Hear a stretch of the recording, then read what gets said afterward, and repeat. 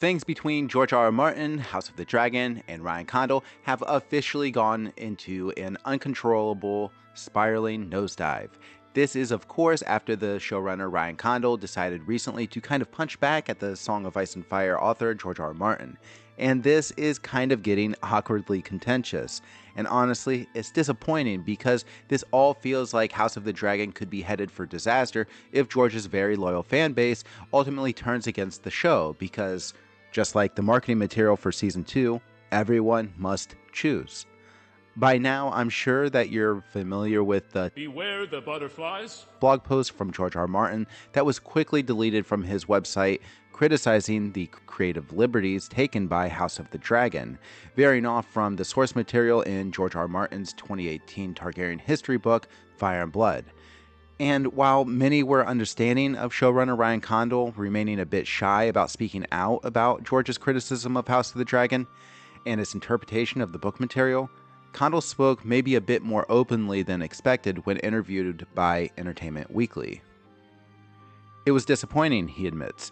I will simply say I've been a fan of A Song of Ice and Fire for almost 25 years now, and working on the show has been truly one of the great privileges of not only my career as a writer, but my life as a fan of science fiction and fantasy.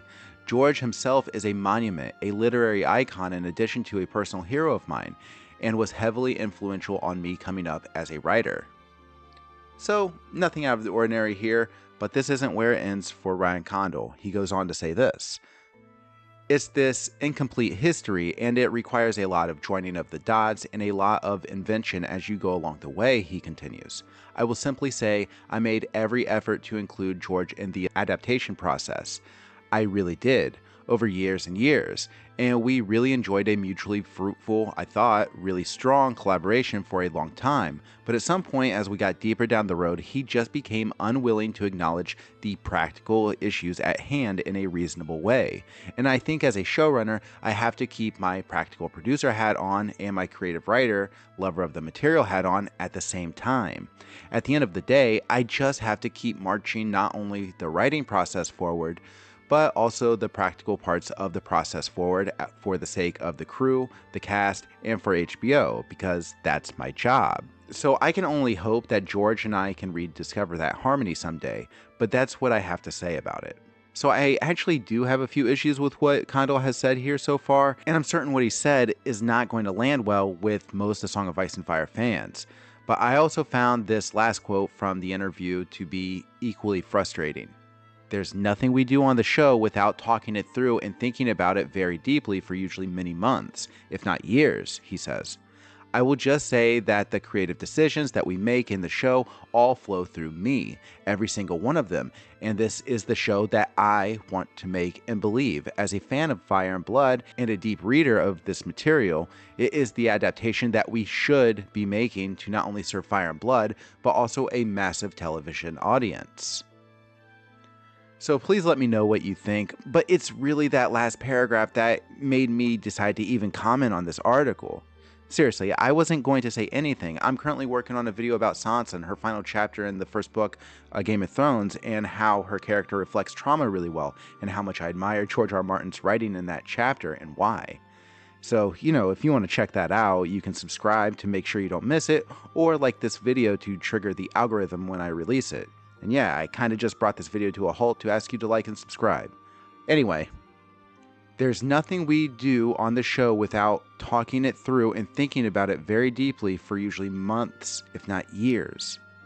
That line alone triggered my memory about a lot of moments from the show, not just from Season 2, but also that ridiculous moment in Episode 9 of Season 1 where Meleys flies out of the dragon pit, killing numerous innocent small folk, just for showrunners to tell us how much Meleys is loved by the small folk in Season 2.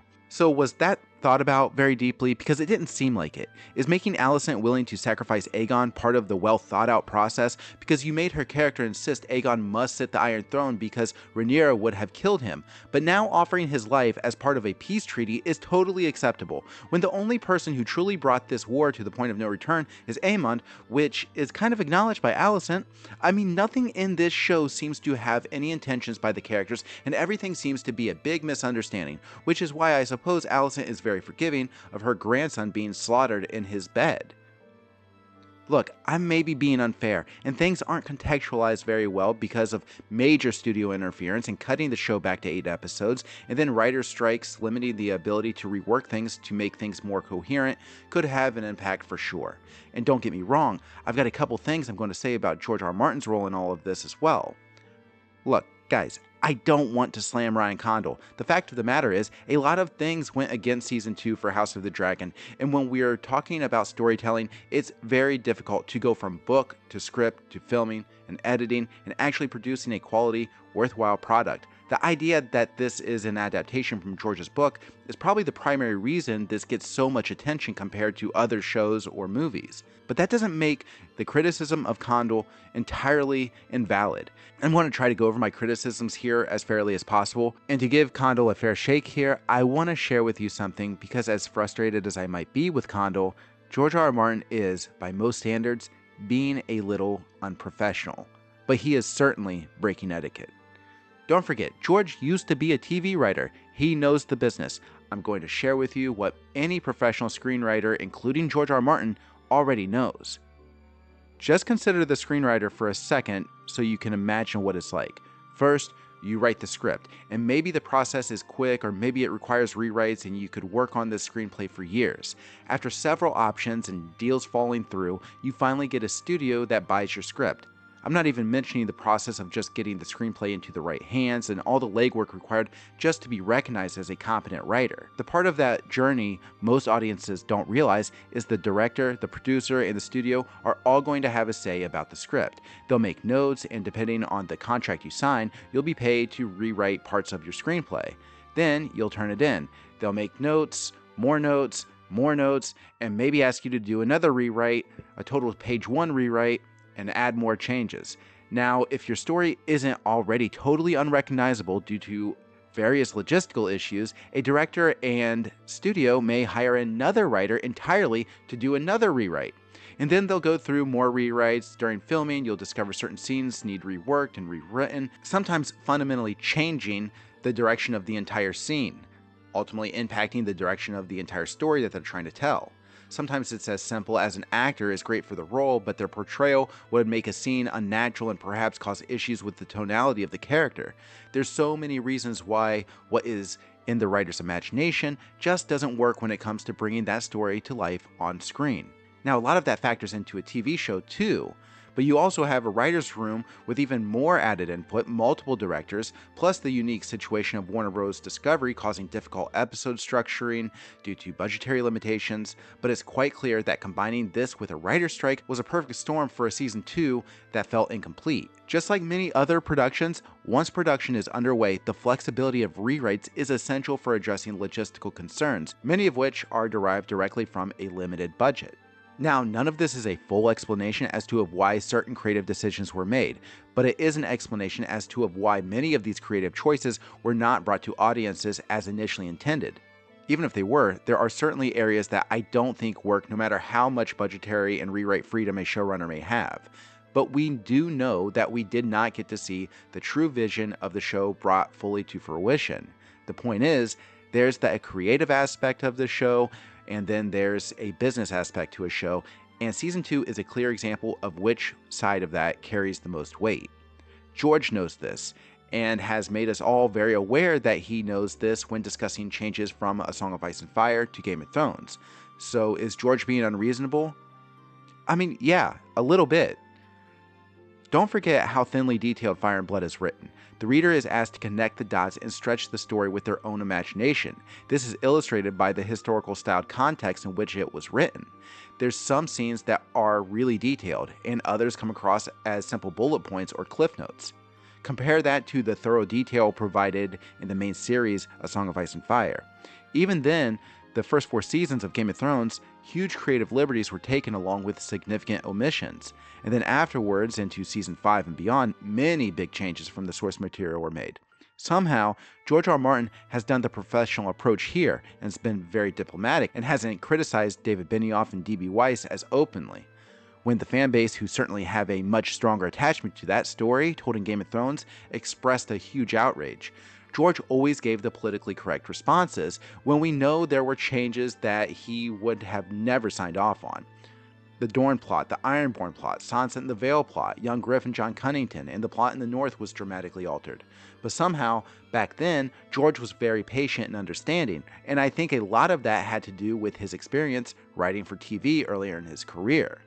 The thing is, a lot of George's criticism of adaptations in general, and his specific issues pointed out in his Toxic Butterflies post, are understandable to the fans, but there seems to be a courtesy that was offered to Game of Thrones showrunners that is just simply not offered to Ryan Condal, and I don't really know why, but this is not in any way serving to make House of the Dragon any better. I'm sure some fans may think that George's remarks may spark something for the writer's room and get them back on track with his original vision. But that's not how Hollywood works. HBO and Warner Bros. Discovery own House of the Dragon, and while George may be an executive producer, I think that's proving to be in title only, as his criticisms have demonstrated he's not really being listened to, or at least in his opinion. I think some fans hope that this is like sports. Maybe the head coach of your favorite team calls out the best player on the team and motivates them to go out and have a great game next week. But that's just not the reality in the entertainment business. My biggest concern with George's open criticism is that this makes it seem that we're getting an illegitimate version of his story, and if the author feels that the show has lost touch with the primary themes and heart of the book, is it even still an adaptation? Is it even made for the fans of George's writing? See, I think it's probably better if it's us fans arguing this, but when the author kind of comes out and says this, it pulls the soul out of it for us.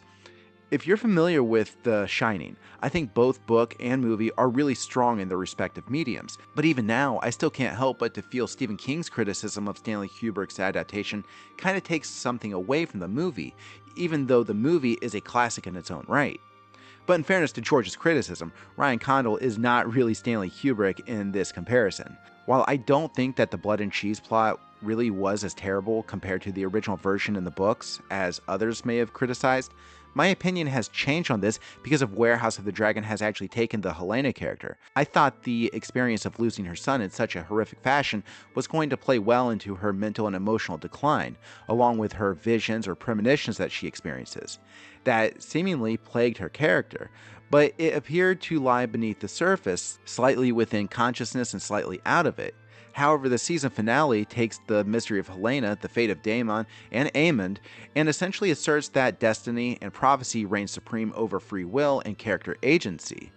You see, in the book, Helaena grows severely depressed and overwhelmed by guilt, and that's really all there is to her story due to a different version of the Blood and Cheese story.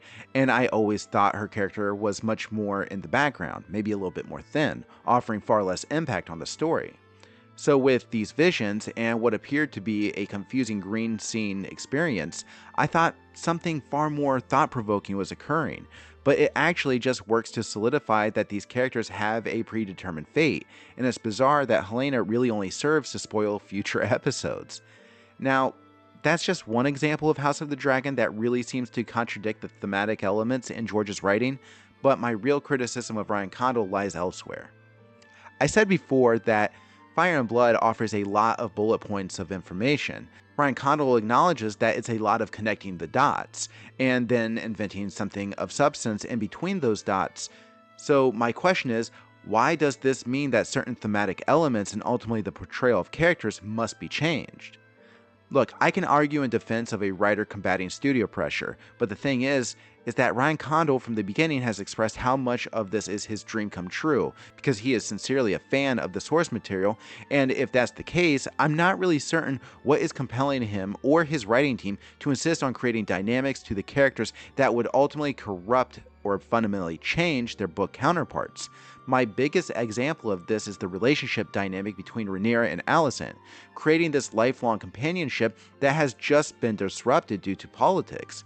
Now, we can debate about what the actual theme and message is that George was trying to convey in Fire and Blood, but the dynamic of an envious Alicent versus Rhaenyra and this loving friendship that was ultimately tarnished due to Alicent being angered by Rhaenyra's romantic affairs or Alicent's misunderstanding of Viserys' dying wishes is not the story told in the source material at all.